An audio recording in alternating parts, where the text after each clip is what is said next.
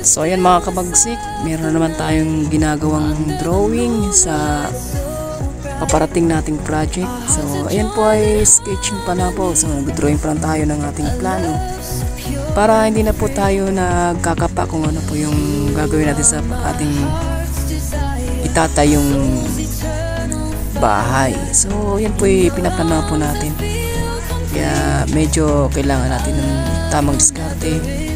Kailangan din natin ng siyempre ating utak, ginagamit natin dyan. So ating sinasapuso natin yung ating trabaho hanggang sa makuha natin yung tamang proseso ng trabaho. So ayan nga pinaplano natin yan mga kabagsik para sa ating next project. So abangan natin yan. So hanggang dito muna ang ating pag-drawing kasi marami pa tayong gagawin. So medyo kailangan pa nating hanapin yung mga iba pang gagawin sa ating plano. Mas marami pang plano, mas maganda at mas maraming gawa, mas maraming matatapos.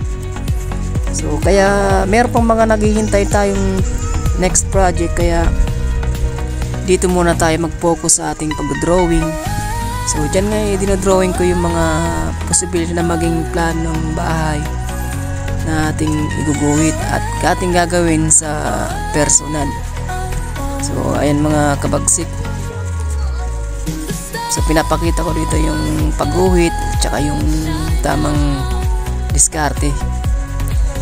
Sabi nga ng iba mga kabagsik, kung meron kang plano, mas mabilis mo matatapos yan. So dito is magbibigay tayo dito ng araw at saka materyales. So marami pang gagawin tayo dito na mga hindi lang po yan pag-uwit, kundi kukunin po natin yung mga sukat niyan, lahat po yan, pati mga plano niyan. Kung magkano ang magagastos, kung magkano din yung kailangan na materyales. So kailangan kompleto po ang ating gagawing ano dyan. So sa pagpaplano, so nakikita natin yung mga drawing is ganyan po yung ating ano. So sa treehouse naman is ganyan din po yan. Kailangan natin kung magkano. Tsaka yung sa outdoor na kitchen, kailangan planado din yan mga kabagsik. So ayan, so nakita nyo naman mga kabagsik kung paano natin iniisa-isa. So hanggang dito lang muna.